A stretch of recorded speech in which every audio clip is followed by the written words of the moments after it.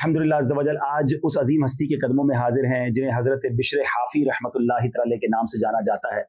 بہت بڑی شخصیت ہیں، بہت بڑا نام ہے، مگر ان کی زندگی میں ایک ایسا شاندار پہلو ہے کہ جب ہم سنتے ہیں تو ایمان تازہ ہو جاتا ہے۔ یاد رہے کہ حافی کہتے ہیں ننگے پیر رہنے والے کو، اس لیے آپ کو حافی کہا جاتا ہے۔ کہ آپ کے بارے میں یہ آتا ہے کہ آپ ایک بار کہیں جا رہے تھے تو آپ نے دوران سفر ایک جگہ پر اللہ تبارک و تعالیٰ کا نام لکھا ہوا دیکھا، تو آپ کو خیال آیا کہ میرے رب کا نام زمین پر پڑا ہوا ہے، کاغذ کا ٹکڑا تھا، آپ نے اسے اٹھایا، خوشبو لگائی، اونچی مقام پر رکھا، اور اس کے بعد آپ پھر اپنے کاموں میں مصروف ہو گئے۔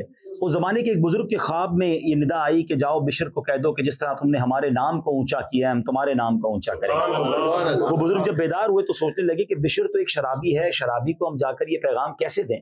دوبارہ سو گئے، جب سوئے تو پھر خواب میں یہ آواز آئی کہ جاؤ یہ پیغام بشر ہی کے لیے ہے اور اسے کہہ دو کہ جس طرح تم نے ہمارے نام کو اونچا کیا ہے ہم تمہارے نام کو اونچا کریں گے۔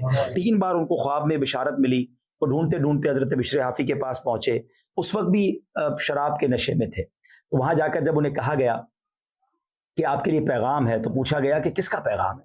کہا اللہ کا پیغام ہے۔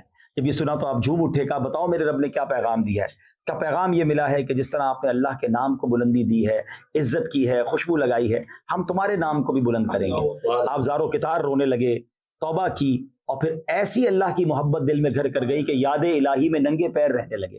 اب وہ کہتے ہیں نا کہ جو اللہ کے بندہ بن جاتا ہے، اللہ کی عبادت کرتا ہے، اللہ کا پسندیدہ بن جاتا ہے، پھر ساری مخلوق اس کی عزت کرنے لگ جاتی ہے۔ تو ہوا یہ کہ آپ جب بغداد کی گلیوں میں گھومتے تھے تو بغداد کی گلیوں میں کوئی بھی چوپایا، کوئی بھی جانور گندگی روڈ پہ نہیں کرتا تھا، سڑک پہ نہیں کرتا تھا، کیونکہ بشر حافی ننگے پیر رہتے تھے۔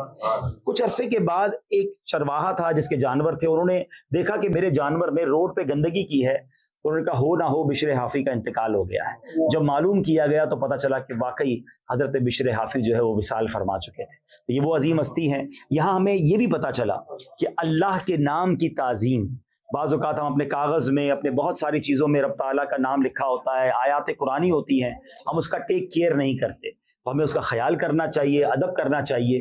اور اس پورے واقعے کا یوں سمجھیے کرنچ یہ ہے، اس پورے واقعے کا عطر یہ ہے کہ با ادب با نصیب، بے ادب بد نصیب۔ ادب کرنے والے بن جائیں، ادب کرنے والوں کے ساتھ رہیں۔